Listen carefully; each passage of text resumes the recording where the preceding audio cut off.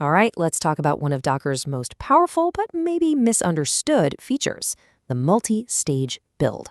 Seriously, this is a technique that can totally transform your images, making them smaller and way more secure. If you're not using it, you're going to want to after this. So, why are we talking about this? Well, because there's a really good chance you're going to walk into a DevOps or a software engineering interview, and they're going to hit you with this exact question. And trust me, by the end of this, you're going to have a killer answer ready to go. But okay, before we get to the solution, we've got to understand the problem it solves. And it's a big one. I like to call it the bloated image problem. It's this thing that just kind of creeps into your projects, making everything bigger and slower. And a lot of the time, you don't even realize it's happening. And it all boils down to this one simple idea. Think about it. You need a whole bunch of tools to build your application, right? You need compilers, SDKs, package managers, the whole shebang. But, and this is the key, once your app is actually built, you don't need any of that stuff just to run it. So what happens when you leave all those build tools lying around in your final image? Well, you get some pretty nasty side effects. Your images get heavy, which means they're a pain to push and pull from your registry. And here's the really scary part. Every single tool you leave in there is another door a hacker could potentially open. You're basically expanding your attack surface for absolutely no reason. And this comparison just lays it all out perfectly. The old way, the single-stage build, is like throwing everything into one box. You've got your build tools mixed in with your actual app, and the result is heavy and insecure. But the new way, with a multi-stage build, you get this beautiful, clean separation. It's lightweight, way more secure, and contains only what you need to run. So how do we get from that messy, bloated image to the clean, lean one? Well, Docker gives us a really elegant way to do it. It's called, you guessed it, the multi-stage build. And the magic is right here in this definition. It's all about using multiple from statements inside just one Docker file. You see, each from line kicks off a brand new temporary build stage. This lets you have, say, a workshop stage where you do all your messy building, and then a totally separate, pristine final stage where the app will actually live.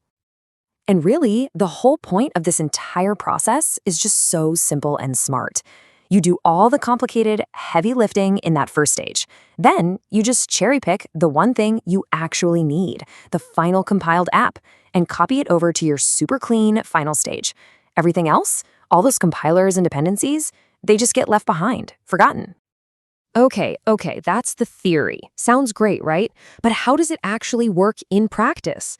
Let's break down how we actually separate the build part from the run part. It really boils down to two main acts. First up, you have the builder stage. This is your workshop. It's got all the big, heavy machinery, your compilers, your SDKs, everything you need to forge your application. Then you have the runtime stage. This is the clean room. You start with the tiniest, most minimal base image you can find, and you only bring in that perfect finished product from the workshop. You know, this all makes way more sense when you see a real example. So let's walk through a super common scenario, building a simple Node.js app. So we kick off our Dockerfile with stage 1. See that first line from Node 18?